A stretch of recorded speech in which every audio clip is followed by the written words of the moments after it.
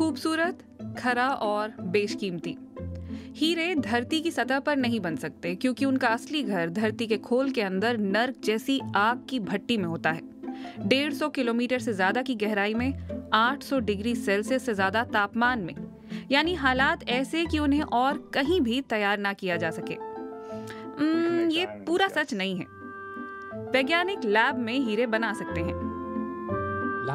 Lab के हीरे भी वैसे ही होते हैं जैसे खान से निकले हीरे, और वो इतनी तेजी से बेहतर होते जा रहे हैं कि उनका भविष्य हमारी उंगलियों के बदले हाथों में होगा।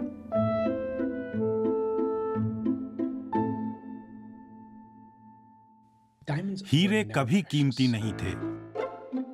ये अमीर शाह हैं। उनका परिवार 3 पीढ़ियों से हीरों के कारोबार में लगा है। यदि आप इस कारोबार में पैदा हुए हैं तो आपको इसी में रहना है। ये बात मेरे दादा ने मुझसे कही थी। लेकिन उनकी कंपनी उद्योग की वर्जनाओं को तोड़ रही है।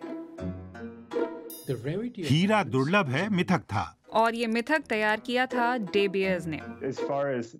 जहां तक इंसान द्वारा बनाए जाने वाले हीरे का सवाल है तो ये तकनीक 50 और 60 के दशक से मौजूद है। लेकिन काफी समय तक उद्योग में इसे ज्यादा इस्तेमाल नहीं किया गया।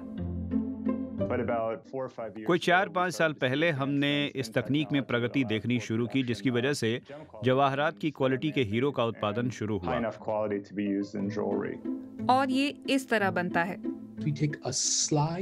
हम ALTR में बने हीरे का एक टुकड़ा लेते हैं, इसे प्रोप्राइटरी चैम्बर में रखा जाता है। इन बीजों को आप बिस्किट की तरह चैम्बर में रखते हैं और चैम्बर को बंद कर देते हैं। उसके बाद चैम्बर में टेम्परेचर बढ़ा दिया जाता है। इसके लिए कुछ गैसों का इस्तेमाल होता है। जब तापमान 13 से 1500 डिग्री सेंटीग्रेड तक पहुंचता है तो मीथेन गैस स्प्लिट कर जाती है। उससे निकला विशुद्ध कार्बन एक दूसरे से जुड़ने लगता है। ये कार्बन चैम्बर में रखे बीज के साथ कनेक्ट करता है और परत दर परत डायमंड बनने लगता है। आजकल हीरों को दुर्लभ नहीं माना जाता। हर दूसरी लड़की के पास है। लेकिन उनके गुण जरूर दुर्लभ हैं।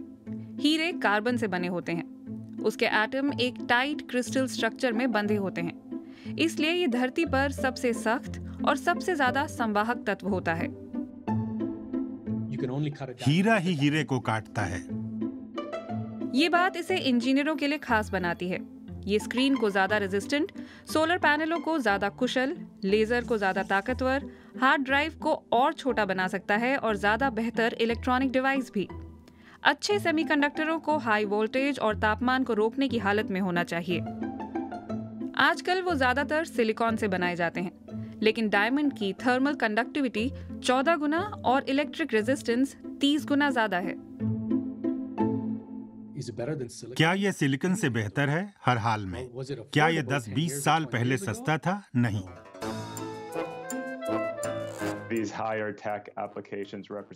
इस समय ये हायर टेक एप्लीकेशन उद्योग का बहुत छोटा हिस्सा है। इसमें दशकों लग सकते हैं, लेकिन हम आने वाले दिनों में रोजमर्रा में दिखने वाली और ज्यादा चीजों में डायमंड का इस्तेमाल देखेंगे। ये न भूलें कि हमें खान से हीरे निकालने की जरूरत नहीं होगी। ऐसा नहीं है कि हमारे हाथ में जल्द ही डायमंड की प्लेट आने वाली है।